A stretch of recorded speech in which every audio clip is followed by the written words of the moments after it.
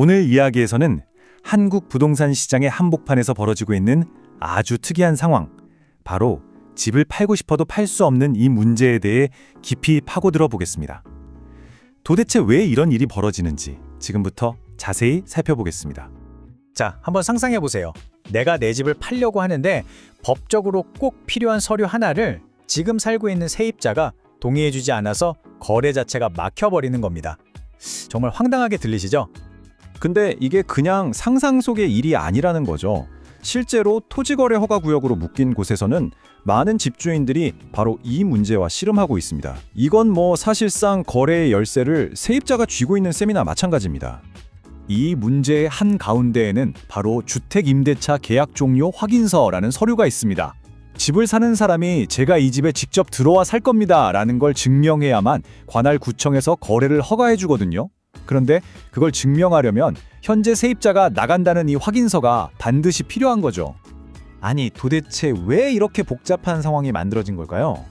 알고 보면요, 각각 좋은 의도를 가진 두 가지 정책이 서로 정면으로 부딪히면서 생긴 문제입니다. 여기 보시면 상황이 한눈에 들어오죠. 한쪽에서는 실거주 의무 규칙 때문에 집을 산 사람은 투기꾼이 아니란 걸 증명하기 위해 바로 이사를 들어와야 합니다. 그런데 다른 한쪽에서는 임차인 보호법에 따라 지금 살고 있는 세입자가 계약을 갱신해서 더 살 권리를 보장받습니다. 자, 어떠세요? 매수자는 당장 들어와 살아야 하는데 세입자는 나가지 않아도 되는 권리가 있는 겁니다. 이 두 권리가 딱 부딪히는 거죠. 결과적으로 시장이 그냥 멈춰버리는 거예요. 팔려는 사람도 있고 사려는 사람도 있는데 단지 이 제도적인 문제 때문에 거래가 아예 원천적으로 막혀버리는 거죠. 실제 사례를 보면 훨씬 더 명확하게 와 닿으실 겁니다. 집주인 A씨는 집을 팔고 싶고 구매자 B씨는 그 집에 꼭 들어와 살고 싶어요. 모든 조건이 완벽했죠. 그런데 현재 세입자인 C씨가 계약갱신 청구권을 쓰겠다면서 확인서에 서명을 안 해준 겁니다. 그러자 모든 게 딱 멈춰섰습니다. 구청에 허가 신청서조차 내지 못하게 된 거죠. 자, 이렇게 꽉 막힌 상황을 풀기 위해서 정부가 드디어 새로운 해결책을 검토하기 시작했습니다. 과연 어떤 방법일까요? 해결책의 핵심 아이디어는 생각보다 간단합니다. 집을 산 사람이 당장 그 집에 입주해야 하는 실거주 의무의 시작 시점을 현재 세입자의 계약이 끝날 때까지 미뤄주자는 겁니다. 이 방안이 어떻게 돌아가는지 한번 볼게요.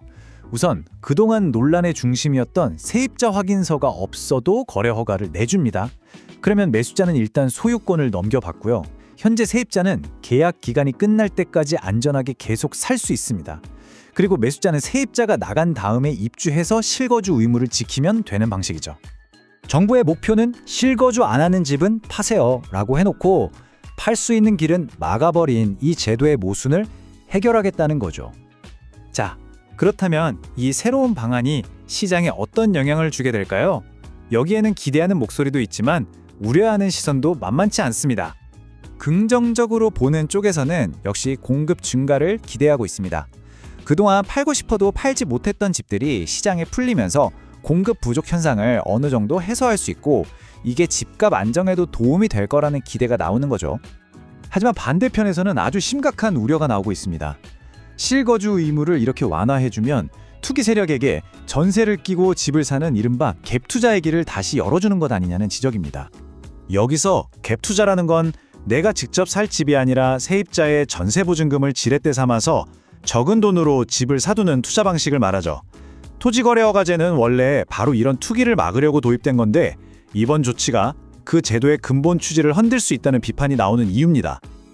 지금 제도는 투기 위험은 낮추지만 시장 거래 자체가 거의 멈춰버리는 문제가 있죠. 반면에 새로운 제도는 시장의 활기를 불어넣을 수는 있는데 투기 위험이 다시 높아질 수 있는 상충 관계에 놓여 있는 겁니다. 그렇다면 이 두 가지 가치 사이에서 균형을 잡을 방법은 정말 없는 걸까요?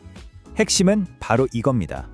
그냥 무조건 문을 활짝 여는 게 아니라 꼭 필요한 실수요자에게는 길을 터주되 투기적인 수요는 딱 차단할 수 있는 아주 정교한 장치가 필요하다는 거죠. 그래서 이런 구체적인 보완책들이 제시되고 있습니다. 집을 사는 사람의 자금 출처를 훨씬 꼼꼼하게 들여다보고 만약 약속한 기간 뒤에 입주하지 않으면 벌금을 아주 무겁게 매기는 겁니다. 아니면 일단 세입자 계약이 거의 다 끝난 집부터 조금씩 풀어보는 그런 단계적인 접근도 방법이 될 수 있고요. 결국 우리가 가야 할 길은 분명합니다. 투기는 확실히 막되 정말 집이 필요해서 팔고 사려는 사람들의 거래는 막힘없이 이루어지게 하는 것. 상식적인 부동산 시장을 만드는 것이 최종 목표라고 할 수 있겠죠. 실제로 살 사람들을 위한 문은 어떻게 열어주고 투기꾼들이 들어올 문은 어떻게 닫을 것인가? 이 질문에 대한 현명한 답을 찾는 것이 앞으로 우리에게 남겨진 과제입니다. 빠르게 변하는 시장, 정확한 정보가 경쟁력입니다. 지금 구독하고 콕부동산과 함께하세요. 부동산은 콕, 구독, 좋아요는 꼭.